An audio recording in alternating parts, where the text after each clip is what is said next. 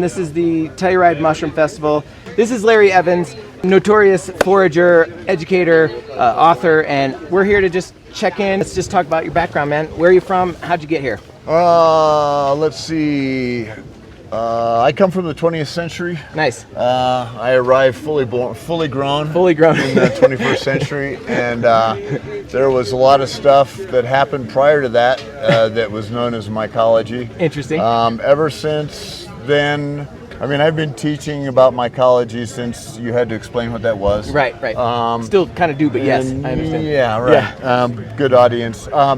So I guess I've been doing stuff here at the Telluride Mushroom Festival for something about 20 years, and taking people up and guiding forays, mushroom identification. The mushrooms stay the same, but the names change every year. Yeah, that's the coolest part about it. We like to do that. Yeah. Keep you on your toes. Yeah.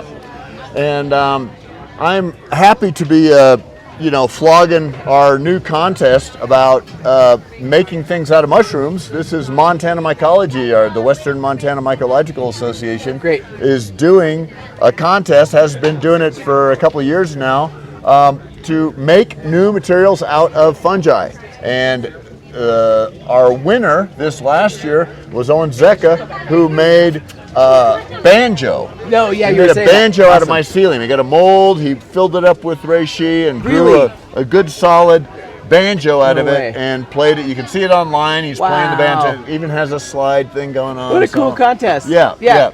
And so we're this hat is one of the examples of all the types of mushroom leather that you can make from different mushrooms. This is like the red belt. This is from the forays fomentarius.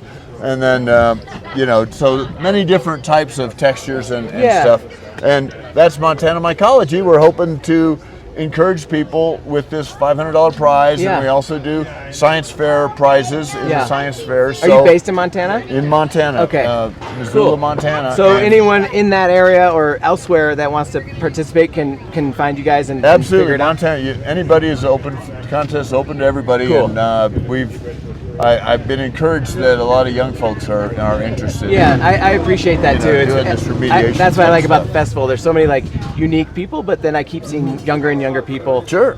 People bringing their kids. That's really cool. Oh yeah. And I love the van. I love this idea of portable mushroom labs. Yes. I think this is a great notion. We really like the idea of a mushroom circus. Yeah. That can travel to different mushroom festivals. Exactly. And help allocate resources better. Yeah. Because a lot of times it's difficult organizing any type of festival, and the logistics and money that are required to do a lot of the basic science that all of the citizen science depends on is simply not there. It isn't. And we really need ways that we can help gather this information, learn more, very much like the Fungi Foundation is doing. Yep. And opening the door wider for more information. Exactly. Yeah. And tying into this is our other project, which is to help put fungi in the forest plan. Put fungi in the forest plan. That's our idea. We have pages on our website devoted to it.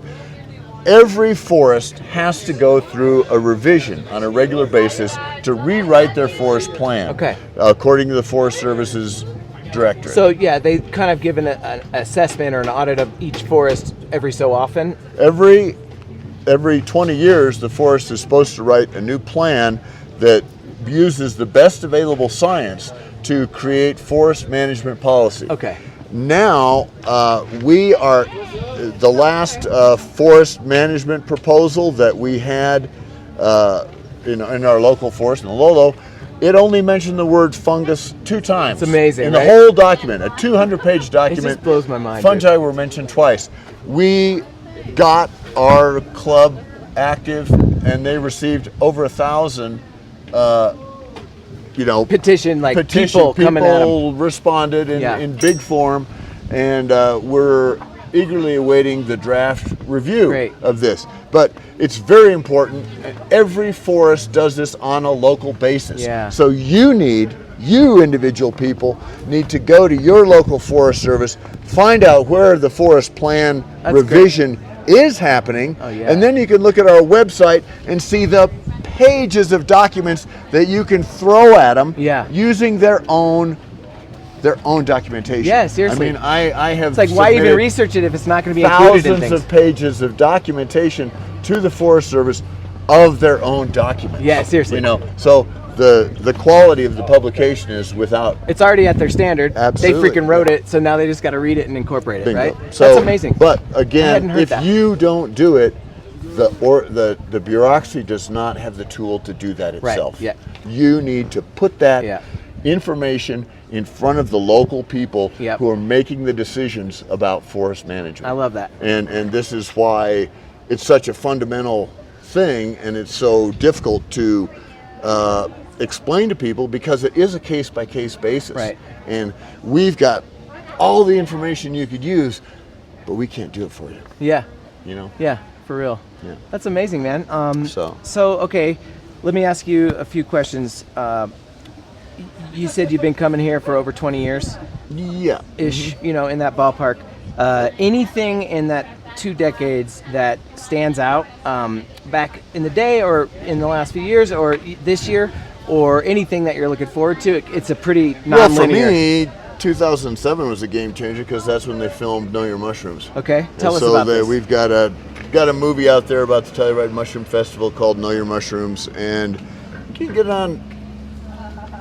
It was on Hulu. Maybe it's on Netflix now. Okay. I'm not sure who. We'll find out. We'll plug it somewhere on the socials. somehow. But yeah, Know Your Mushrooms. Ron Mann, fantastic filmmaker. Just awesome. It was awesome. Oh, cool. It was really cool.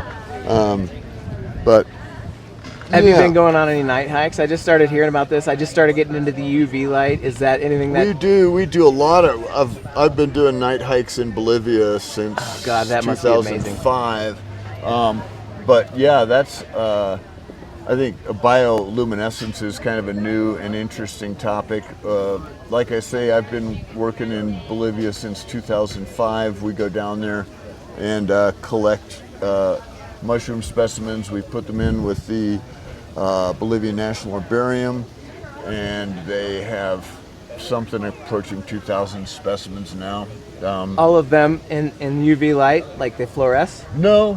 Some do, some don't. Okay. But the fact that you've got that many collections from the Bolivian Amazon is pretty incredible. Yeah. We found 8 new species of cordyceps. Tatiana San Juan recorded 8 new species of cordyceps down there. That's amazing.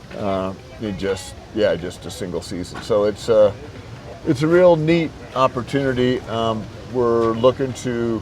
I'm working with SendaVerde.org. It's an international organization, and SendaVerde is rescuing wildlife that has been confiscated during the illegal wildlife trade in South America. Interesting. And so the wildlife traffickers go to jail, and the animals go to SendaVerde.